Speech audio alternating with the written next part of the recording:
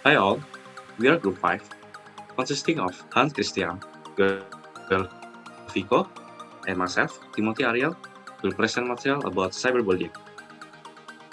As we know in this Industry 4.0, almost all people in Indonesia are already using smartphone.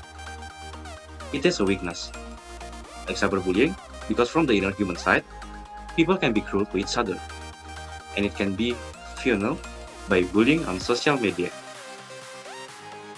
Without even realizing, cyberbullying can be worse than bullying itself, because cyberbullying attacks directly mental of a person.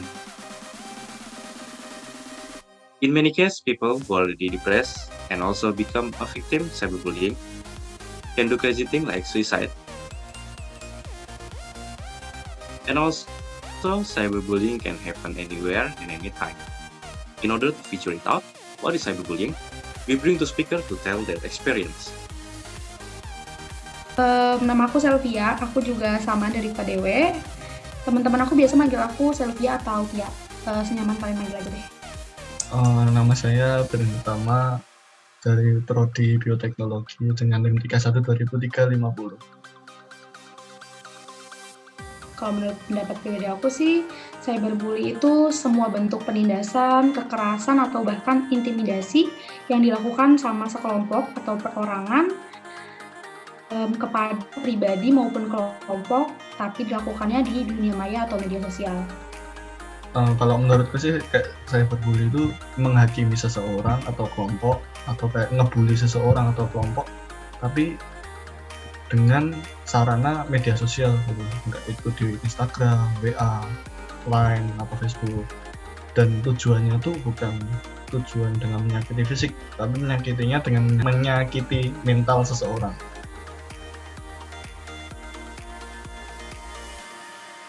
Oke, nge-handle-nya tuh waktu itu lumayan sulit ya, karena kan yang namanya dibully tuh pasti merusak mental banget kan, karena pasti kenanya ke mental bukan cuma ke jasmani aku aja.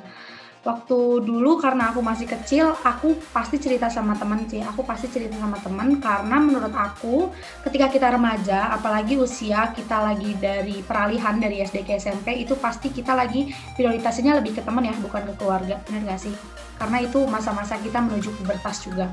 Nah, di situ aku curhat ke temen dan di situ teman aku ngebelain aku. Menurut aku, ketika kita dibully tapi kita punya pembelaan atau ada teman yang ngebela kita, itu salah satu cara aku nge-handle diri aku waktu aku masih kecil.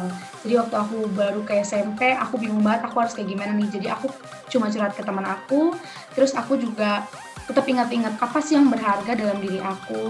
Terus akhirnya ketika aku udah curhat ke teman aku nyaranin aku untuk konsul ke BK. Nah dari situ baru aku lebih ngerasa tenang sih karena aku udah konsul ke BK dan masalahnya juga diselesain sama BK.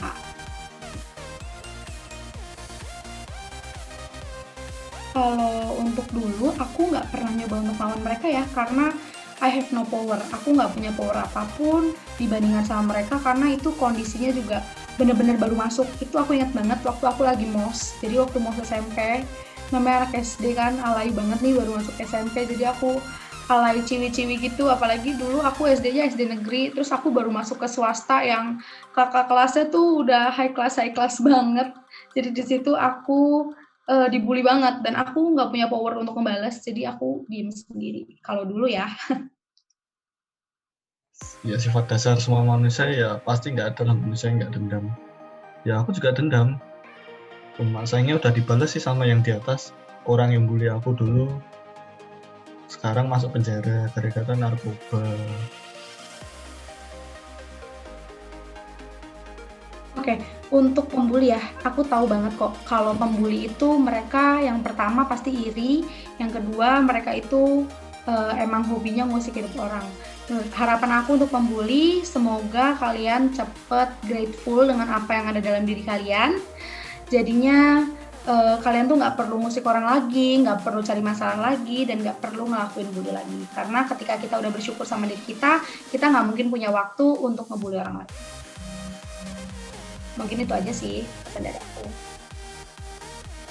Harapannya buat orang-orang yang masih berjuang ngadepin orang-orang yang bully kamu di media sosial, ya semangat ya, nggak semua orang semenderita dirimu, jadi ya syukuri aja, tapi jangan juga kamu membalas gitu, kamu balasnya dengan hasil kayak orang, kamu nggak punya kayak gini ya, kamu nggak punya HP iPhone ya, kamu nggak punya ini ya, kamu nggak punya itu ya, ya kamu gimana caranya, kamu harus berusaha biar kamu tuh bisa membuktikan kalau aku tuh bisa kayak gini, kayak gitu.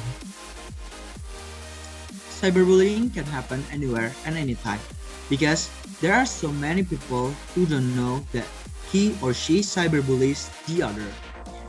And also, the door didn't feel guilty after doing that bad things. Even almost people didn't know that cyberbullying has many types. And according to Willard's theory, there are cyberbullying such as the first one, flaming, which means other words, other angry words to other. 2. Harassment, sends message continuously. 3. Denigration is an action to share someone's bad. 4. Impersonating is impersonate the victim that do something bad to social media. 5. Outing and share a secret to social media. 6. Trickery is blackmailing. The exact reason for cyberbullying is unknown, but there are some personalities that tend to do cyberbullying, such as jealousy to the other, feeling arrogant and feeling powerful than the other, and of course the attention seekers. Cyberbullying can also happen from envy of a person, blaspheme a person who has something more than the perp.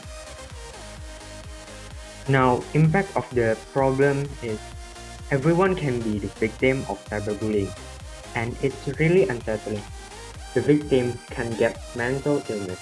They can be unsocial. The victims can blame themselves because of the problem. They will get traumatized and they can get ill because of depression. Cyberbullying doesn't not attack the physical, but it affects mental health. Cyberbullying is a great danger to society because it can make victims frustrated and depressed about itself. So people should make it a better place for all of us. That's why we suggest 3 practical solutions to help the victim by using technology and teaching parents and teachers to be aware about cyberbullying.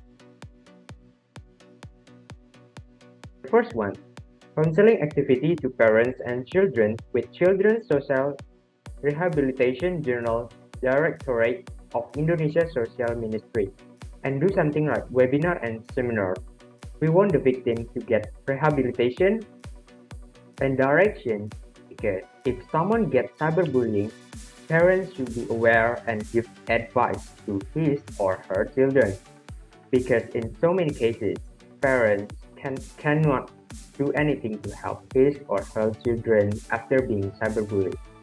Therefore, we make something like seminar with the Children's Social Rehabilitation Journal Directorate of Indonesia Social Ministry to have counseling activities for parents and children. The second practical solution is the people should be more educated about cyberbullying using e-poster, and we want to collaborate with influencers and expertise which engage in the field of bullying.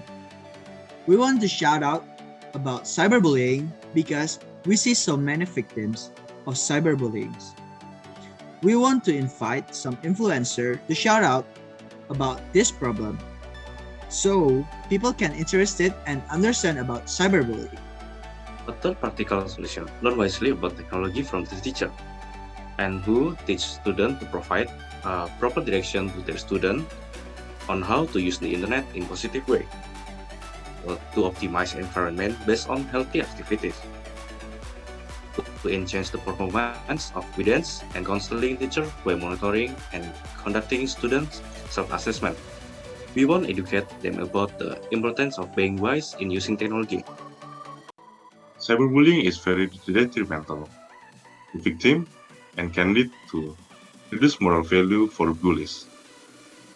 So, we hereby recommend that we learn to respect each other and learn to use social media more wisely. Parental and teacher supervision as a strategy reduce student involvement in cyberbullying and generates awareness among students.